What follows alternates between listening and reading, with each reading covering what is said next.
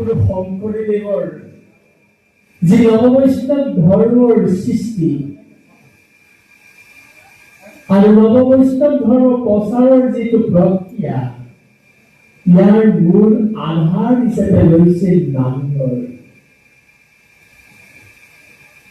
অসমখনৰ বিভিন্ন জাতি জনগোষ্ঠী বিভিন্ন জনেৰে বসবাস কৰা অসমত নৱবৈষ্ণৱ ধৰ্ম প্ৰচাৰ কৰিবৰ কাৰণে মহাপুৰুষ গৰাকীয়ে যি চিন্তাৰে আগবাঢ়িছিল, আৰু আজিও আমাৰ এই টাউনবিলাকৰ বিভিন্ন লোকে একেলগে বাস কৰে। সঁচাকৈ আজি আপোনালোকৰ ইয়াতো আমি অতি গৌৰৱ অনুভৱ কৰিছো, কিয়নো আপোনালোকৰ যিটো সম্প্ৰীতি দেখিছো, যি সমন্বয় দেখিছো আৰু যি সহযোগিতা দেখিছো, সি সঁচাকৈ সুখবৰ। কিয়নো সম্প্ৰীতি, সমন্বয় আৰু সহযোগিতাই হৈছে এটা জাতিৰ জীৱন্ত শক্তি। আপোনালোকৰ এই সম্প্ৰীতি নিশ্চয় প্ৰশংসাৰ যোগ্য। এই মহাপুৰুষ গৰাকীয়ে সৃষ্ট যি নামঘৰ মণিকূট,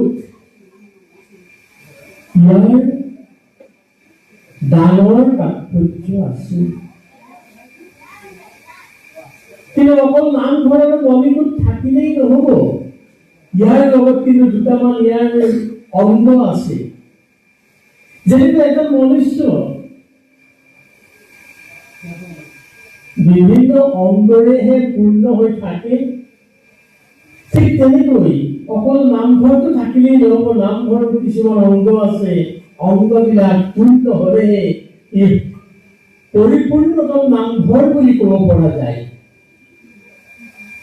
নামঘৰ লাগিব, মণিকূট লাগিব, এটি ৰাঙলী চূড়া লাগিব, দুটি বাট চূড়া লাগিব, এটি চৌঘৰ লাগিব, আৰু লাগিব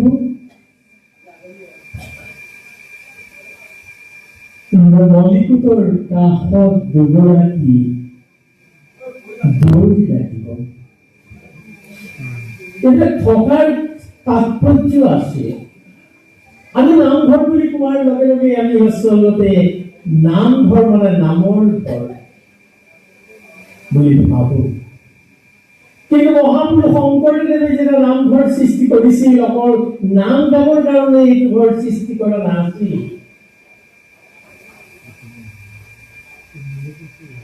মহাপুৰুষ গৰাকীয়ে গণতান্ত্ৰিক পদ্ধতিৰে সমাজ ব্যৱস্থাৰ যিবিলাক নিয়ম এই নামঘৰৰ মাধ্যমেৰে কৰিবলৈ তেওঁ চিন্তা কৰিছিল। আৰু এই নামঘৰত এইবিলাক যে অংগ লাগে, ইয়াৰ ডাঙৰ তাৎপৰ্য আছে। আপোনালোকে যদি চাই, নামঘৰৰ প্ৰথম বাটচৰাটোত থাকে হস্তি দ্বাৰ, দ্বিতীয়খন থাকিব লাগে সিংহদ্বাৰ। কাৰণ কি? হস্তি দ্বাৰৰ তাৎপৰ্য হৈছে নামঘৰলৈ আগতে সাৱধান বাণী শুনাইছে যে সাৱধান, তুমি যেতিয়া নামঘৰলৈ আহিবা, মদমত্ত মনটোক কিন্তু দমন কৰিব পাৰিব লাগিব। আৰু প্ৰথম তোৰণখনতে, হস্তিৰ তোৰণতে তোমাৰ মদমত্ত মনটো তুমি দমন কৰা। আৰু মদমত্ত মনটো দমন কৰি বিভিন্ন ৰংচঙীয়া চোৱাবিলাক ত্যাগ কৰা। সাত্বিক চোৱাটো গ্ৰহণ কৰা অৰ্থাৎ আমি যদি বিভিন্ন চিন্তা কৰি আহিছে চোৱাৰ লগত তুলনা কৰক। আজি যদি মই ৰাজনীতি কৰিম বুলি নামঘৰ কৰিছো, এই চোৱাটো ত্যাগ কৰিব লাগিব। বিভিন্ন এনেকুৱা যদি বিভিন্ন মন লৈ যদি তেনেকুৱা মন লৈ যদি আহে, এই হস্তিৰ তুলনতে মনটোক কিন্তু দমন কৰিব লাগিব আৰু পবিত্ৰ মনটো লৈ আহিব লাগিব নামঘৰলৈ। দ্বিতীয় যিখানি তোৰণ পাইছো, এই তোৰণৰ নাম হৈছে সিংহ তোৰণ। অৰ্থাৎ আমাক পঢ়াই দিছে পবিত্ৰ মনটো যেতিয়া আহিল তোমাৰ হৃদয়লৈ, মনটো যেতিয়া পবিত্ৰ হ'ল, এতিয়া নামৰ সিংহৰ তোৰণখন পাৰ হওঁতে তাতেই তুমি নাম সিংহ হৃদয়ত ধাৰণ কৰিবলৈ চিন্তা কৰিবা। আৰু নাম সিংহক যেতিয়া হৃদয়ত ধাৰণ কৰিবা, আহি পেলাই নামঘৰ সোমোৱাৰ প্ৰাক মুহূৰ্ততেই যিটো ঘৰ থাকে তাৰ নাম কয় ৰাঙলীচূড়া। কিয় কয়? ৰঙৰ ঘৰ। অৰ্থাৎ নাম সিংহ হৃদয়ত ধাৰণ কৰি তুমি ৰঙেৰে শৰীৰটো ৰাঙলী কৰি লোৱা। কিহৰ ৰং সানিম বাৰু? ৰাঙলীচূড়াটোৰ প্ৰতীকটো যে দিছে যে কিহৰ ৰং সানিবলৈ কৈছে? এয়াই হৈছে আমি আধ্যাত্মিক ৰঙেৰে ৰঙিয়াল হৈ যাব লাগিব। যদি আধ্যাত্মিক ৰঙেৰে ৰঙিয়াল হম, পবিত্ৰ মনটোৱে নামঘৰত প্ৰৱেশ কৰিব লাগিব। কিন্তু সাৱধান, আমি যি কৰ্মই নকৰো কিয় সকলোকে সাধনা লাগিব। সাধনাৰ অবিহনে কোনো কৰ্মৰ ফলৱৰ্তী হ'বই নোৱাৰে। সাধনা লাগিব। নামঘৰলৈ সোমোৱাৰ লগে লগে আমি কি কৰিব লাগিব? মৌনতা অৱলম্বন কৰিব লাগিব। মৌনতা হৈছে এটা সাধনা। মৌনতা অৱলম্বন কৰি নামঘৰত প্ৰৱেশ কৰিব লাগিব।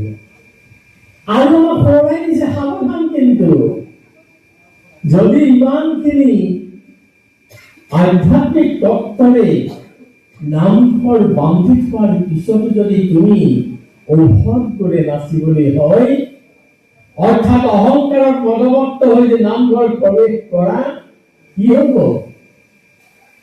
নামঘৰত প্ৰৱেশ কৰাৰ পিছতে আমি কি কৰিব লাগিব? পৰম ব্ৰহ্ম তীৰ্থস্থান মণিকূট, য'ত আমি পৰম ব্ৰহ্ম থাকে বুলি আমি বিশ্বাস কৰি আসন প্ৰতিষ্ঠা কৰি তাতে আমি পৰম ব্ৰহ্মক স্থাপন কৰো। পৰম ব্ৰহ্মৰ ওচৰলৈ যাব লাগিব।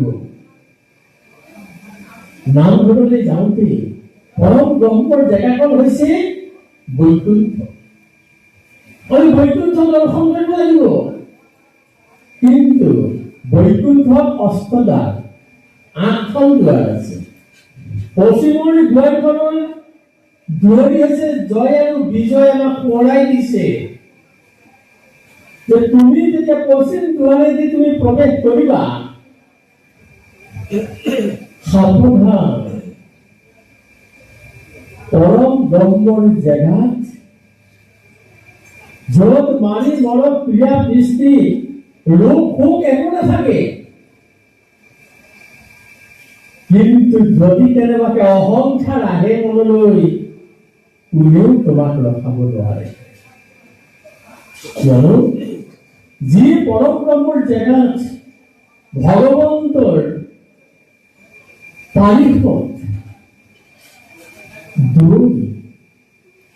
দুৱাৰখীয়া অহংকাৰ অহাৰ কাৰণে মহাভক্ত ভগৱন্তৰ ভক্ত চাৰিসিদ্ধই যেতিয়া শাপগ্ৰস্ত হ'ল, ভগৱন্তই কিন্তু ৰক্ষা নকৰিলে। দুই দুৱাৰী কাক ৰক্ষা কৰিলে? মহাভক্ত চাৰিসিদ্ধ।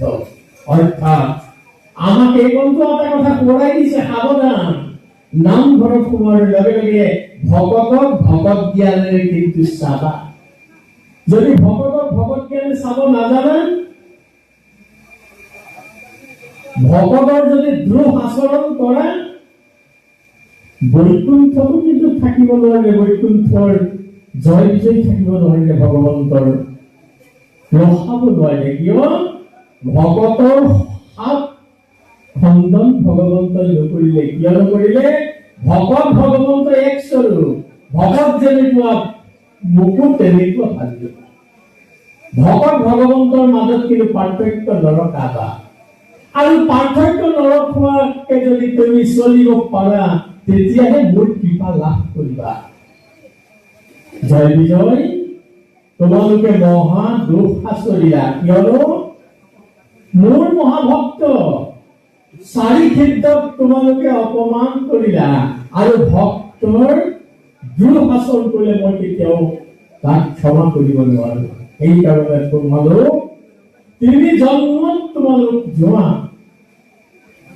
দৈত্যৰ কুলত জন্ম লৈ কায়কে ভোগ কৰি তাৰ পিছত মোৰ গুৰুলৈ ঘূৰি আহিব পাৰিবা। অৰ্থাৎ আমাক এই কথা পঢ়াইছে যে মহাপ্ৰভু ভগৱন্তৰ পাৰিপদে যদি ৰক্ষা নাপায়, আমাৰ নিচিনা সাধাৰণ ব্যক্তিয়ে কেনেকৈ বাৰু নামঘৰত যদি ভকতক চিনি নাপাওঁ, নামঘৰত যদি আমি নিয়ম মতে নাহো, আমি নিশ্চয় আকৌ কিমান জন্ম তললৈ গুচি যাব লাগিব ক'ব নোৱাৰি। সেইকাৰণে মনত ৰাখিব লাগিব, আমি নামঘৰলৈ আহোঁতে মৌনতা অৱলম্বন কৰি পবিত্ৰ আসনত বহি কায় মন বাক্য একত্ৰিত কৰি নিৰ্বিঘ্ন আসনত বহি ভগৱন্তৰ মংগলময় নাম ল'ব লাগিব আৰু ভকতক ভকত জ্ঞানেৰে চাব পাৰিব লাগিব।